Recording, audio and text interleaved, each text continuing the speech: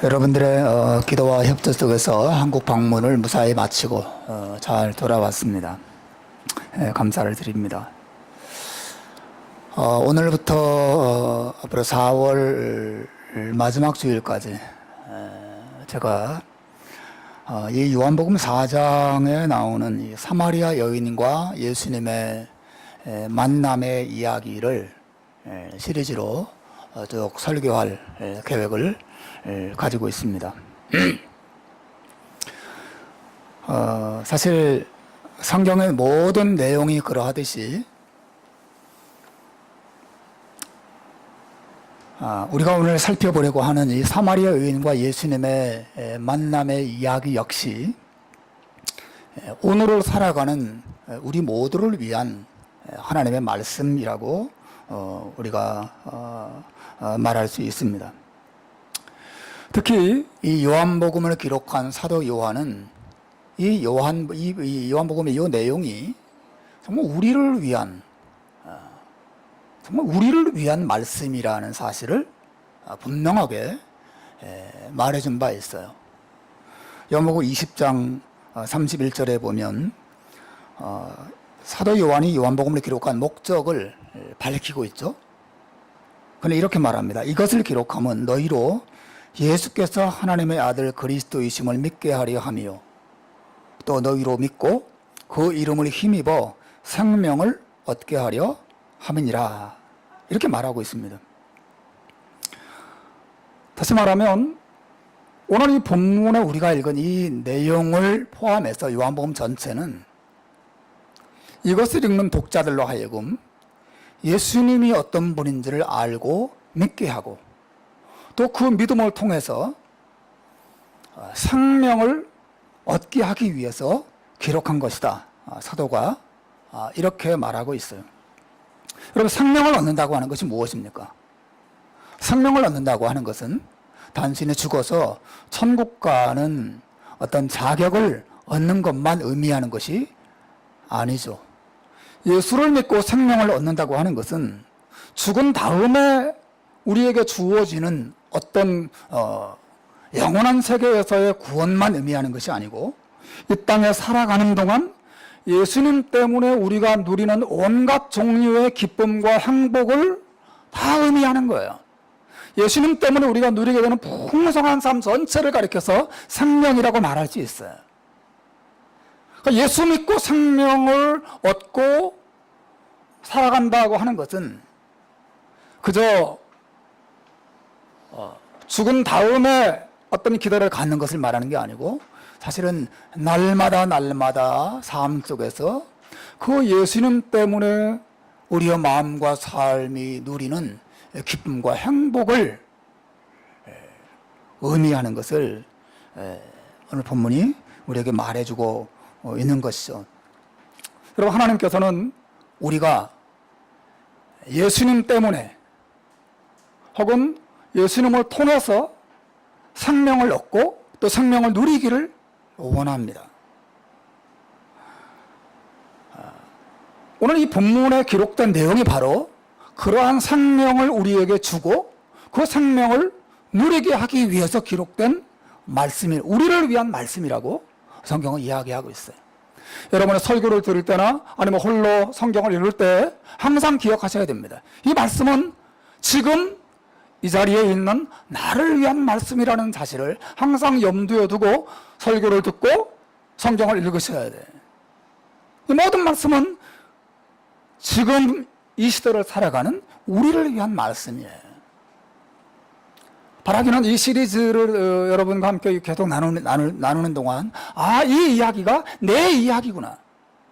하나님이 이 시간 나를 향해서 말씀하시는구나 라는 사실을 깨닫게 되고 또 예수 그리스도 안에서 여러분이 정말 생명을 얻고 또 그 생명을 누리는 역사가 있기를 주님의 이름으로 축원해 드립니다. 오늘 본문의 이야기가 우리들을 위한 이야기라는 이 말은 사실은 이 본문에 등장하는 예수님과 사마리아 여인과의 만남이 예수님과 우리의 만남을 보여주는 그림과 같다는 것을 말하는 거예요. 이 본문에 등장하는 사마리아 여인은 곧 우리의 모습을 보여주는 거죠.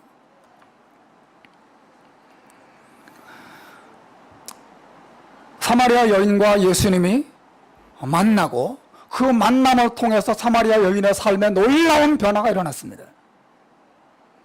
마찬가지예요.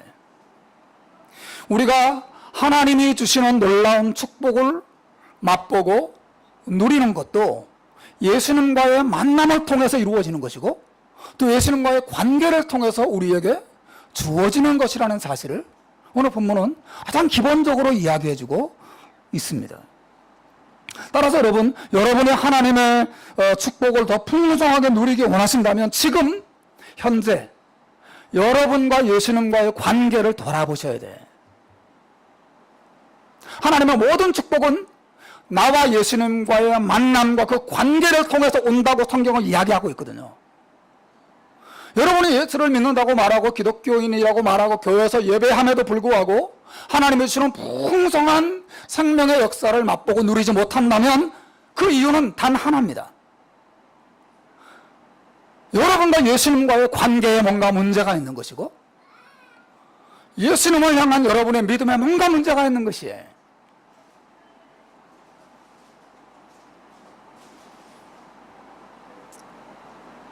예수님과 우리와의 만남, 예수님과 우리와의 관계가 생명의 이 풍성한 삶을 누리는 결정적인 부분이에요. 핵심입니다.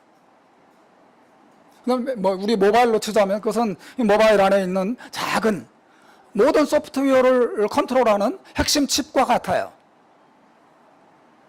우리의 삶 전체에 하나님의 은혜가 임하고 하나님의 기쁨이 임하고 하나님의 역사가 나타나도록 되는 것은 예수님과의 만남과 예수님과의 관계를 통해서 오는 것이에요.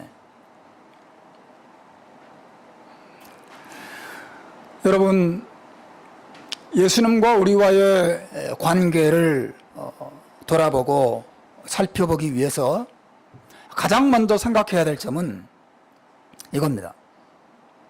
우리는 예수님을 필요로 하는 죄인이라고 하는 사실이에요. 이 사실로부터 출발하셔야 돼요. 하여튼 오늘 본문에서 예수님과의 만남을 경험하는 이 사마리아 여인의 모습이 정말 그 죄인의 모습인데 여러분이 자신과 예수님과의 관계를 돌아보고 그 관계 속을 깊이 들어가고 그 관계 속에서 하나님의 풍성한 은혜를 맛보기 원한다면 여러분 자신이 이 예수님을 필요로 하는 죄인이라는 사실을 먼저 잘 생각하고 깨닫고 아셔야 돼요. 오늘 이 사마리아 여인이 살던 땅, 이 사마리아는 유대인들에 의해서 죄인들이 사는 저주받은 땅으로 평가받고 있는 그런 땅이었어요. 원래는 이 사마리아 지역에 이스라엘 사람들이 살고 있었어요. 그런데 역사 속에서 여러분 역사 시간에 배우셨을 겁니다. 아시리아라고 하는 큰 제국이 이 사마리아 지역을 점령합니다. 그리고 아시리아 제국이 그 사마리아에 살던 모든 이스라엘 사람들 가운데 아주 똑똑하고 능력 있는 모든 사람들은 다 끌고 가버렸어요. 그리고 그 땅에는 정말 못나고 어리석고 배우지 못하고 가방끈 짧고 이런 사람들만 그 사마리아 땅에 남겨뒀습니다. 그뿐 아니라 그 땅에 다른 나라 사람들을 이주시켰어요. 그리고 그 땅에 남아있는 정말 신분이 낮고 천한 그런 이스라엘 사람들과 외부에서 이주해 들어온 이 사람들 사이에 피가 섞였습니다. 결혼하게 만들었어요. 그 결과 이 사마리아 땅에는 피도 섞이고 문화도 섞이고 종교도 섞이고 하나님을 믿었던 그 믿음의 신앙도 함께 뒤죽박죽 돼버린 그런 땅이 되었단 말이죠. 그래서 비록 멀리 포로로 끌려갔지만 피가 섞이지 않고 그래도 순수한 믿음을 지키고 지키다가 다시 이스라엘 땅으로 돌아온 유대인들이 사마리아 사람들을 바라볼 때 완전히 혼혈아, 문화적으로, 종교적으로, 또 신앙적으로 혼합된 종교가 가득한 땅이 사마리아였어요. 그래서 이 유대인들은 이 사마리아 땅과 그 지역에 사는 사람들을 거의 개 취급했고 부정한 땅으로 여겼어요.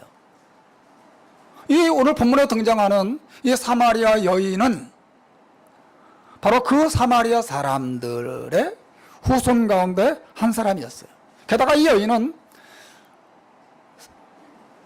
그 사마리아 사람의 그 피만 이어받은 정도가 아니라 그 사마리아 사람들로부터도 손가락질 당하던 더러운 여자라고 손가락질 당하던 그런 여인이었단 말이죠. 예수님께서 이 여인에게 가서 내 남편을 데려오라 라고 말했을 때 여인이 자기는 남편이 없다고 대답해요. 그때 예수님께서 이 여인의 과거를 이렇게 밝혀주시죠. 18절에 보면 이런 말씀이 있습니다. 나에게 예수님 말씀하시죠. 너에게 남편 5이 있었고 지금 있는 자도 내 남편이 아니니 내 말이 참되도다. 여러분, 이 사마리아 여인은 사마리아 땅에 살고 있었고 사마리아 땅 사람들로부터도 손가락질 당하고 남편을 5이나 뒀던, 그리고 지금 또 다른 남자와 동거하고 있는, 그러나 그 남자는 정상적인 결혼 관계를 통해서 함께 동거하고 있는 것이 아니라 어때요? 남편이 아닌 남자와 동거하고 있는, 여러분, 이 여자가 사마리아 여자였어요. 이 사마리아 여자, 이 죄인된 사마리아 여자와 예수님의 만남이 이 여자의 인생을 바꾸고 이 여자로 하여금 예수 그리스도께서 주시는 놀라운 생명의 풍성함을 경험하도록 만들었다고 하는 것이 사실 이 본문의 내용이거든요.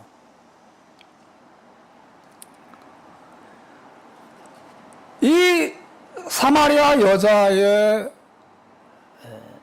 죄인된 모습은 사실은 우리의 모습을 그대로 보여주는 것이에요. 우리가 예수님과의 만남을 통해서 생명을 얻고 그 생명을 풍성하게 누리기 원한다면 내가 바로 이 사마리아 여자와 같은 죄인이라는 사실을 깊이 생각하고 깨닫고 인정하는 것으로부터 반드시 출발되어야 합니다. 우리는 너무나 자주 자기가 죄인이라는 사실을 잊어버리고 사는 것 같아요. 그 증거는 우리가 다른 사람들 앞에서 자주 가지는 우월감이나 혹은 열등감, 그런 것들입니다. 우리는 우리 자신과 다른 사람을 서로 비교하면서 스스로 우월감을 느끼기도 하고 열등감을 느끼기도 해요. 가망끈이 긴 사람과 가망끈이 짧은 사람, 능력이 많은 사람과 능력이 없는 사람, 또 돈이 많은 사람과 또 가난한 사람, 뭐 외모가 아주 뛰어난 사람과 또 그렇지 못한 사람, 우리 서로를 비교하면서 어떤 사람은 더 낫고 어떤 사람은 더 모자라고, 그런 사람이라고 우리가 사람들을 그렇게 나누고 평가한단 말이죠. 여러분, 만일 우리 모두가 하나님 앞에서 똑같은 죄인이라는 사실을 올바르게 인식한다면 절대로 다른 사람 앞에서 자신을 자랑할 수 없어야 되고, 나보다 좀 공부를 못한다고 해서, 나보다 좀 가난하다고 해서 그 사람을 절대로 무시해서도 안 되는 거죠. 사실은 성경이 말하는 우리 모두가 죄인이라는 말은 우리 모두가 하나님 앞에서나 사람들 앞에서나 자랑할 것이 없는 자라는 것을 의미하는 것이에요. 왜 우리가 우월의식을 가집니까? 아직 나는 내가 죄인이라는 사실을 진정으로 참된 의미여서 아직 잘 모르는 거예요. 그게 뭘 의미하는 것인지. 내가 왜 다른 사람을 무시합니까? 아직은 내가 그 사람보다 낫다는 생각을 가지고 있는 거예요. 왜 낫다고 생각합니까? 자기가 얼마나 더러운 죄인인지 아직 잘 모르기 때문에 남을 무시하는 거죠. 왜 우리가 더 나보다 더 훌륭해 보이는 사람 앞에서 주눅 들고 열등감을 가집니까? 아직 그 사람이 죄인이라는 사실을 모르고 나도 죄인이고 우리가 똑같은 죄인에 지나지 않는다는 사실을 아직 진정으로 잘 모르는 거예요. 여러분 생각해 보십시오. 여기 치명적인 암에 걸려서 죽어가는 여러 사람이 있다고 생각해 보세요. 언제 죽을지 몰라요. 어떤 사람은 한 달, 어떤 사람은 일주, 어떤 사람은 몇 달 안에 다 죽습니다. 치명적인 암에 걸려서 죽어가고 있어요. 그런데 그 사람들이 서로 내가 더 잘생겼네, 네가 더 잘생겼네, 나는 재산이 많네, 나는 가난하네, 그런 거라도 서로 비교하고 우월하게 자기를 자랑한다고 한다면 얼마나 우스꽝스러운 거겠어요? 그렇지 않습니까?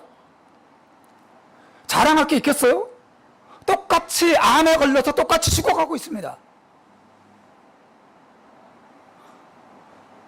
잘생긴 모습으로 죽으나 못생긴 모습으로 죽으나 다 치명적인 암에 걸려서 죽어가는 사람이 지나지 않는 거죠. 또 세혈병 나온 사람은 암에 안 걸리고 또 암에 걸려도 고통 없이 그냥 오래오래 살다가 죽습니까? 아닙니다. 똑같습니다.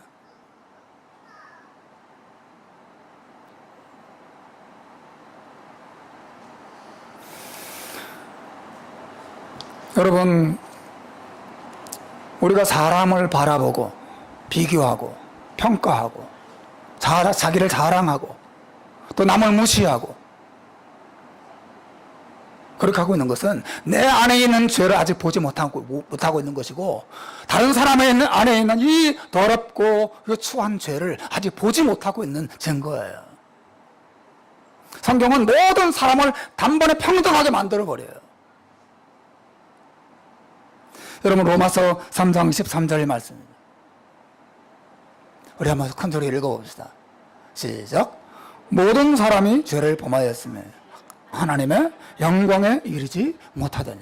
우리 여기로부터 출발해야 됩니다. 여러분 우리가 살고 있는 이 세상은 마치 사마리아 땅과 같고 우리 자신은 그 사마리아 땅에 사는 사마리아 여인과 같은 거예요. 이게 우리의 모습이에요.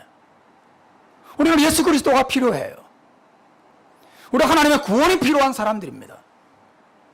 그분의 은혜와 사랑과 구원이 아니면 영원히 버림받을 수밖에 없는 것이 우리 자신의 모습이라는 사실을 항상 생각하고 알아야 해요. 여기로부터 출발해야 됩니다.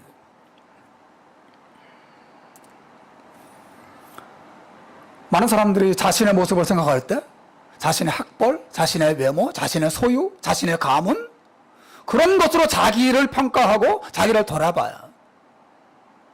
그래가지고는 자기의 진정한 모습을 알 수도 없고 무엇보다도 그런 상태에서는 예수님과 자신의 관계를 필요로 하지도 않을 것이고 그게 얼마나 소중한 것인지 깨닫지도 못할 것입니다. 우리는 사마리아 사이 성에 사는 사마리아 여자와 같아요. 다르지 않습니다. 사마리아 여자는 남편 5이나 두었다고 손가락 잘 수 있겠습니까? 그런 똑같은 마음과 본성이 그런 생각과 이 감정들이 우리 안에 그대로 있습니다. 우리가 달라요? 목사는 저는 다릅니까? 죄송한 얘기지만 다르지 않습니다.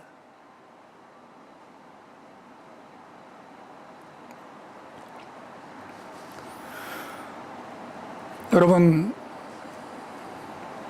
이 사실에 대한 인정과 고백이 없이는 예수님과의 관계 속으로 들어갈 수도 없고 들어간다 한들 그 관계를 깊게 정말 생명처럼 소중하게 그 관계를 맺을 수도 없어요. 나는 하나님의 은혜가 없이는 영원히 버림받을 수밖에 없는 죄인이구나. 이것을 여기로부터 우리 자신의 삶을 돌아보는 일을 출발하셔야 됩니다. 여러분, 이러한 우리를 향한 하나님의 메시지가 뭐예요?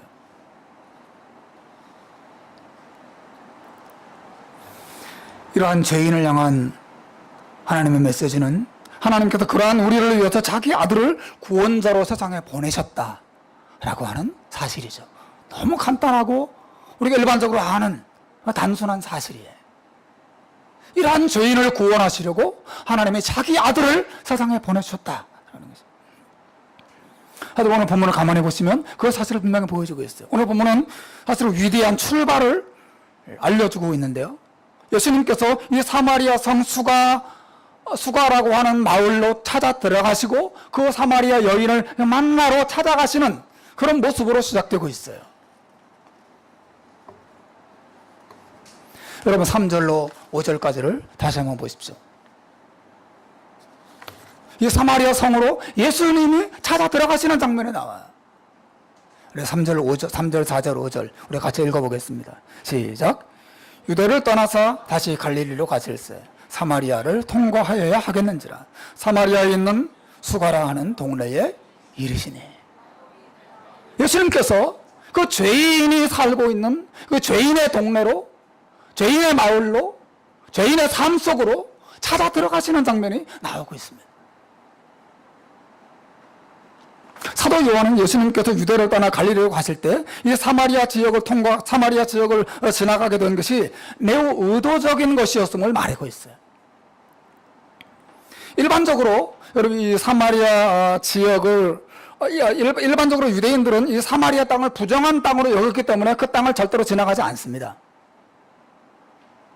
피치 못할 일이 있지 않으면 절대로 지나가지 않습니다. 그 더러운 땅. 그래서 이 유대 땅이 저쪽 부산 쪽이라면 갈릴리는 저 북쪽에 평양쯤이에요. 근데 이 사마리아는 이 부산과 평양 중간쯤에 있는, 말하자면 서울 경기 지역의 땅과 같아요. 그래서 저 남쪽에서 저 북쪽 갈릴리까지 올라가려면 반드시 이 사마리아 지역을 지나가야 되는데 이 더러운 땅이라고 생각했기 때문에 지나가지 않고 빙 돌아갔습니다. 저쪽 강원도로에서 이렇게. 그리고 돌아갔어요, 사람들이. 그런데 오늘 성경 뭐라고 말하고 있습니까? 유대를 떠나서 다시 갈릴리로 가실 때 사마리아를 통과하여야 하겠는지라. 영어 성경에 이렇게 되어 있습니다. He must need to go through Samaria. 그는 사마리아를 반드시 통과할 필요가 있었습니다. 그렇게 말했습니다. 왜 그랬을까요? 거기 특별한 맛있는 찐빵 파는 가게가 있었을까요? 예수는 왜 사마리아를 반드시 지나가야만 했습니까? 예수님은 그 지역을 통과할 필요가 전혀 없는 분이셨어요. 오직 오늘 본문에 말하는 한 가지 이유가 있다면 그 마을에 사는 한 여인을 만나 주시고 그 여인을 구원해 주시고 그 마을 사람들을 구원해 주기 위한 목적, 오직 그거 하나밖에 없는 거죠. 사랑하는 여러분, 이것이 기독교예요. 사마리아 여자가 예수님을 먼저 찾아 나서지 않습니다. 죄인이 먼저 예수님을 찾아가서 도움을 구하지 않습니다. 예수님이 먼저 그 여인을 찾아가셔서 수가성으로 들어가십니다. 예수님은 먼저 죄인을 찾아가시고 다가가세요. 여러분, 이것이 기독교예요. 구원이 우리로부터 출발하는 게 아니라 하나님으로부터 출발되고 있습니다. 하나님이 세상을 사랑하셔서 독생자를 세상에 보내신 거지. 이 수가성과 같은 또 사마리아 사람들이 모여있는 이 세상에 자기 아들을 보내셔서 그 지역으로 들어가도록 하시는 것이죠. 예수님이 그 하나님의 뜻을 따라서 그 수가성으로 걸어 들어가시는 거죠. 여러분, 이게 기독교예요.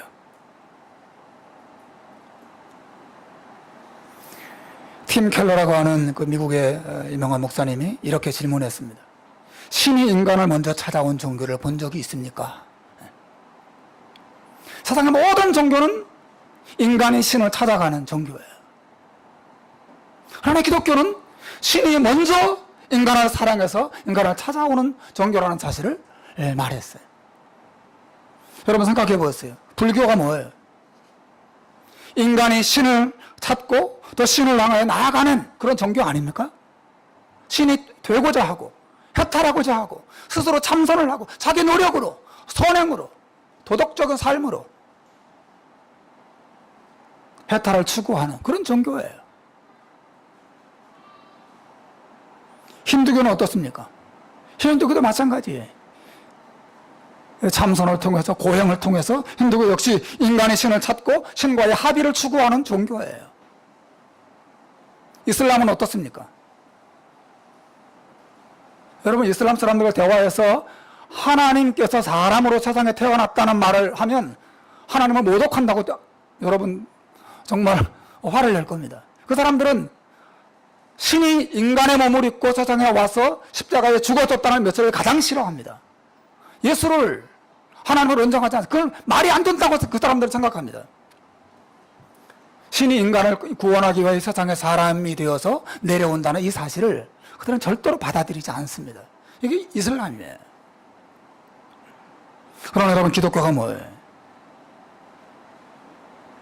하나님의 세상을 이처럼 사랑하사 독생자를 보내주셨다는 소식이 기독교죠. 기쁘다, 구주 오셨네. 만백성 맞으라. 구주가 우리를 구원하기 위해 세상에, 이 사마리아 땅에, 이 수가성에, 이 사마리아 여자와 같은 나를 구원하시려고 구주가 오셨다라고 하는 소식이 기독교죠.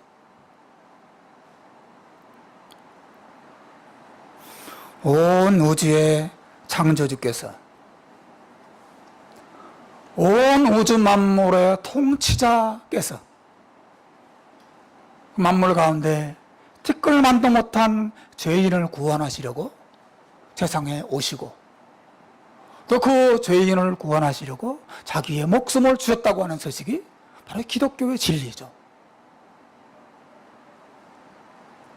그래서 사도 바울이 그 소식을 디모데전서에서 이렇게 이야기합니다. 우리 한번 큰 소리로 읽어보겠습니다. 시작.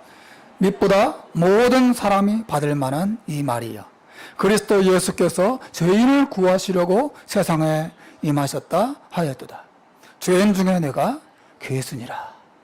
밑보다 모든 사람이 받아야 하는, 받을 만한 가치가 있는 이 말이여. 복음이 무엇입니까? 그리스도 예수께서 죄인을 구원하시려고 세상에 임하셨다.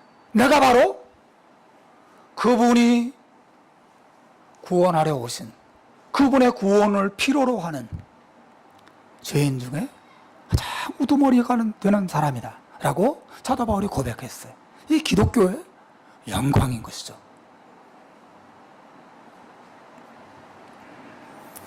사랑하는 여러분, 이것도 굉장히 중요한 의미를 갖습니다. 예수님께서 우리를 구원하시려고 세상에 찾아오셨다는 소식이 우리에게 어떤 의미가 있습니까? 우리에게 어떤 의미를 주는 거죠? 이것은 참된 변화와 행복은 우리가 만드는 것이 아니라 밖으로부터 온다는 사실을 가르쳐 주는 거예요. 한번 따라서 합시다. 참된 변화와 행복은 우리가 만드는 것이 아니라 밖으로부터 오는 것이다. 예수님께서 진정한 변화와 행복을 주시려고 밖으로부터 찾아오셨어요. 진정한 행복과 진정한 만족은 밖으로부터 오는 것입니다. 그런데 여러분, 이 세상 사람들은 여전히 자기 스스로 행복을 만들어 보려고 노력하고 있어요. 여러분, 그렇지 않습니까? 여러분은 어떻습니까? 많은 사람들이 자기 스스로 노력해서 더 도덕적인 사람이 되면 더 자기가 훌륭한 사람이 될 거라고 생각해. 자기 스스로 노력해서 더 훌륭한 가정과 더 훌륭한 세상을 만들어 볼 수 있다고 사람들이 생각하는 것 같습니다. 자기 더 열심히 노력해서 돈을 더 많이 벌고 더 큰 집을 샀고 더 안락한 환경을 만들면 진정한 변화와 행복이 우리 가정에, 내 삶에 찾아올 거라고 사람들이 생각하는 것 같아. 내가 더 좋은 사람을 만나면, 더 좋은 환경을 이루게 되면 그런 행복과 만족이 내 삶에 찾아올 거라고 사람들은 여전히 생각하고 있어요. 더 좋은 환경을 내 자식들에게 물려주면 내 자식들이 더 행복해질 거라고 사람 생각하는 것 같아. 여러분이 그런 생각을 가지고 있다면 여러분 기독교를 오해하고 있는 것입니다. 성경 무엇을 말합니까? 우리의 삶의 진정한 변화와 진정한 만족과 진정한 행복은 밖으로부터 예수 그리스도를 통해서 하나님으로부터 우리에게 오는 것이고, 그분과의 관계를 통하여 오는 것이고, 우리가 예수 그리스도를 만나고 알게 될 때, 그분을 소유하게 될 때, 그분을 누리게 될 때 진정한 변화와 진정한 행복이 우리의 것이 될 수 있다는 사실을 성경이 이야기하고 있어요.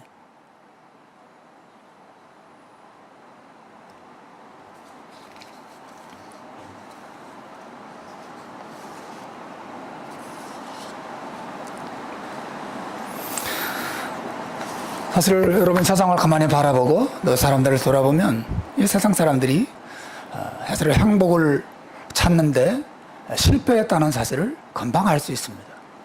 조금만 관심을 가지고 보면 실패했다는 걸 알 수 있어요. 유명한 그 서울대 교수인 김영민 교수라고 정치학 아주 유명한 교수가 있습니다. 그분이 쓴 글을 제가 읽어본 적이 있는데 너무 인상 깊은 글을 썼어요. 그거 이런 말을 했습니다. 역사상 가장 뛰어난 권투 선수 중 한 사람이었던 마이크 타이슨은 이렇게 말했다. 누구나 그럴싸한 계획은 하나씩 가지고 있다. 처맞기 전에는. 다시. 누구나 그럴싸한 계획을 하나씩을 가지고 있다. 처맞기 전에는. 사람들은 되게 그럴싸한 기대를 가지고 한 해를 시작하지만 그것들이 얼마나 무기력하게 무너지는지 깨닫게 된다. 링에 오를 때는 맞을 것을 각오해야 된다. 따라서 나는 새해에 행복해지겠다는 계획 같은 건 없다. 이렇게 썼어요. 이분이 무슨 말을 하고 있는 것입니까? 마이크 타이슨이 한 말을 인용하고 있어요. 여러분, 타이슨의 권투 경기 보셨습니까? 무지막지합니다. 나중에 이제 KO패 당하고 그래서 뭐 벨트를 다 반납하고 인생이 뭐 엉망진창이 됐지만 그 전까지는 최강이었습니다. 이 사람의 주먹이 이렇게 살짝 스치기만 해도 그 거구들이 그냥 나가 떨어졌던 강력한 주먹을 가지고 있었던, 말 그대로 핵주먹을 가지고 있었던 사람 타이슨이죠. 그 경기를 보면 정말 재밌습니다. 타이슨과 맞서 이렇게 싸우는 선수들이 링에 딱 처음 오를 때는 막 기고만장합니다. 자기도 뭔가 할 수 있을 것처럼 막 이렇게 타이슨과 한번 맞붙어서 자기가 한번 승리를 거둘 수 있을 것처럼 막 기고만장해요. 근데 공이 울리고 경기가 시작되면 1분 이상 버티는 사람이 없었습니다. 누구나 그럴싸한 계획 하나씩은 가지고 있다. 처음 맞기 전에는.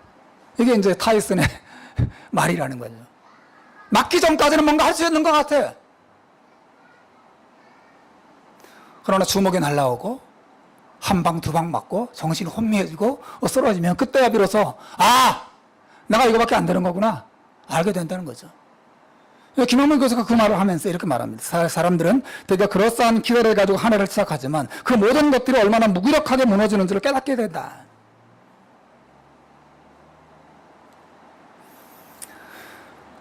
여러분, 참 의미심장한 말이에요. 사람들은 자신들의 행복을 위해서 나름대로 그럴싸한 계획들을 다 가지고 있어요. 아마 여러분도 마찬가지일 겁니다. 내가 공부를 열심히 해야지. 내가 결혼해야지. 내가 돈을 많이 벌어야지. 자식을 교육을 잘 시켜야지. 내가 사업을 열심히 해서 성공해야지. 나름대로 자기의 행복을 이루기 위해서 많은 계획을 가지고 있어요. 하지만 여러분, 타이슨의 말대로 인생을 살아가면서 이런저런 시련 앞에서 두들겨 맞기 시작합니다. 그리고 꿈이 깨지고 건강을 잃어버리고 사람들로부터 배신을 당하고, 그래서 긴 세월이 지난 후에 늙고 쇠약해진 모습으로 죽음 앞에 서게 되는 것이 인생이죠. 여러분, 그렇지 않습니까?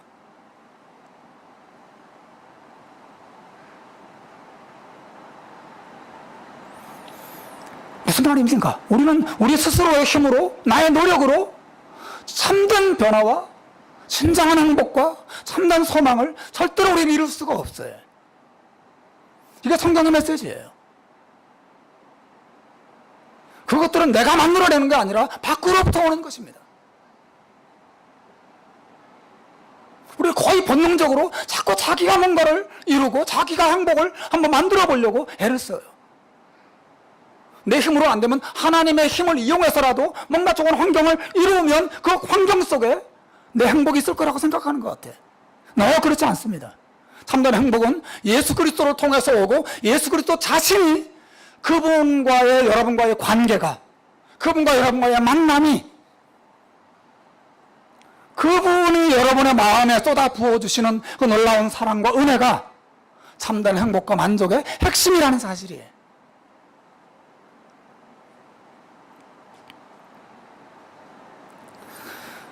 여러분, 그 자신의 행복을 자기 스스로의 힘으로 만들어보고 바깥에서, 자기 안에서 찾아보려고 애썼던 사람이 이 오늘 본문의 주인공인 사마리아 여자예요. 여러분, 이 여인이 왜 남편을 5이나 두었겠습니까?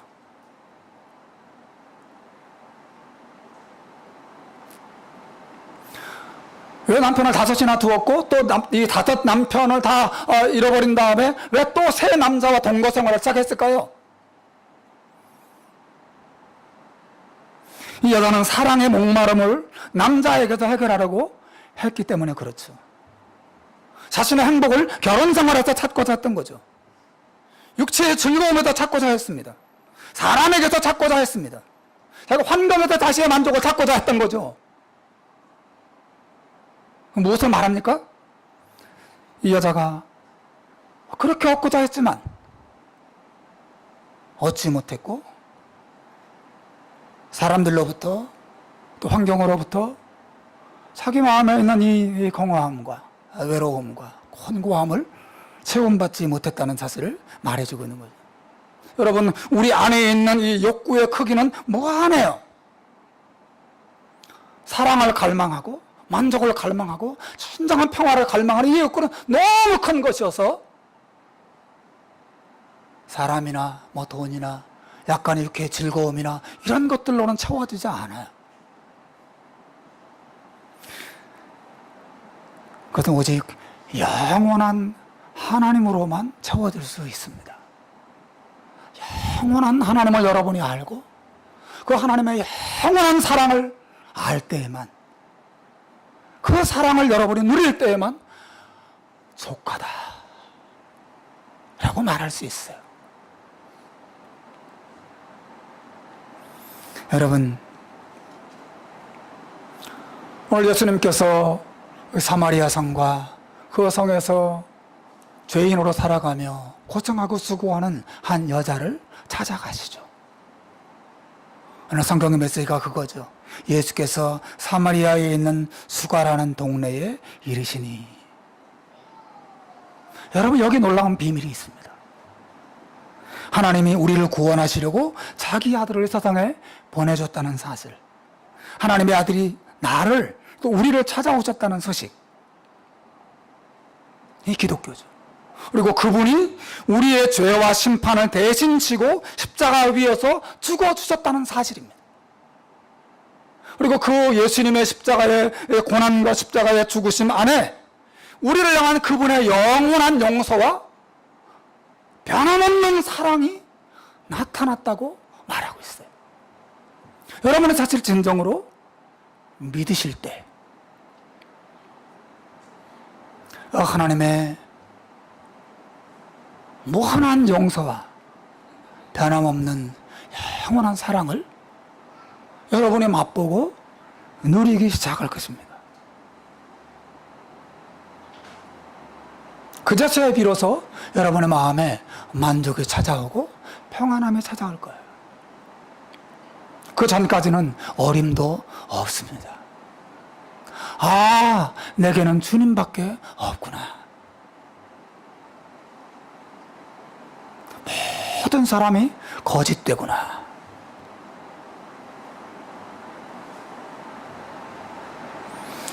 여러분, 우리 인생의 대답은 하나님이 보내신 구원자 예수 그리스도 안에 있어요.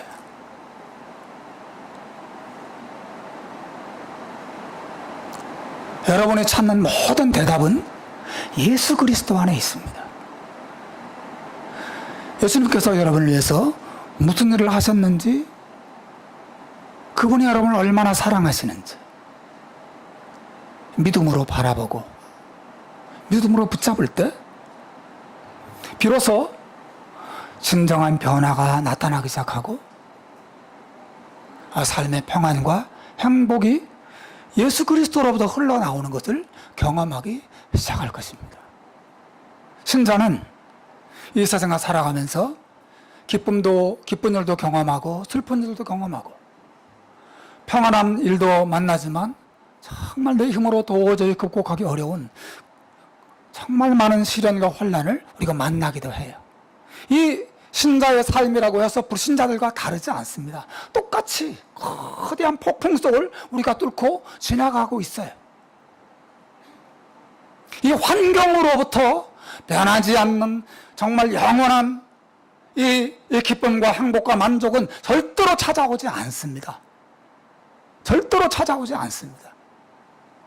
나를 향한 그 영원히 변함없는 그 사랑과 돌보심과 보호하심과 완전한 용서와 천국의 영원한 이 소망은 오직 예수 그리스도를 통해서 오고 그분이 나를 사랑하셔서 세상에 찾아오시고 나를 위하여 자기 목숨을 주시고 그분의 피가 나의 죄를 용서하고 나를 구원했다는 사실과 그분이 나를 영원토록 떠나지 않는다는 사실을 여러분이 정말 믿을 때 그 예수 그리스도의 약속을 진심으로 믿고 받아들일 때 그 믿음 안에서 여러분의 삶에 아름다운 변화와 그리고 평안과 만족이 비로소 찾아오고 흘러들어오기 시작할 것입니다. 저 안에 사랑하는 여러분, 사마리아 여자가 이 예수 그리스도를 만나게 됩니다. 그리고 그 여인을 짓눌렀던 모든 외로움과 모든 괴로움과 모든 슬픔과 상처들이 예수님과의 만남과 그분과의 관계 속에서 해결되고 마음과 삶이 새로워지기 시작합니다. 뭐 예수님 만났다고 해서 이 사마리아 여자가 벼락부자가 됐겠어요? 예? 예수님 만났다고 해서 병 안 들고 안 죽었겠어요? 여자의 환경은 그대로였을 것입니다. 그러나 예수님을 만난 순간 그분이 어떤 분이고 그분이 자기의 구원자고 자기를 사랑해서 하늘로부터 내려오신 하나님의 아들이라는 사실을 알게 됐을 때 그분의 사랑과 그분의 약속을 믿게 됐을 때 여인의 삶은 뒤집히기 시작했습니다. 변화가 찾아왔어요. 사랑하는 여러분, 이 사마리아 여자와 예수님과의 만남 이야기가 이제 다음 주에 더 구체적으로 들어가게 될 텐데 이러한 변화가, 이러한 축복이 정말 여러분의 삶에도 여러분의 마음에도 그대로 나타나기를 주님의 이름으로 축원합니다. 기도하겠습니다.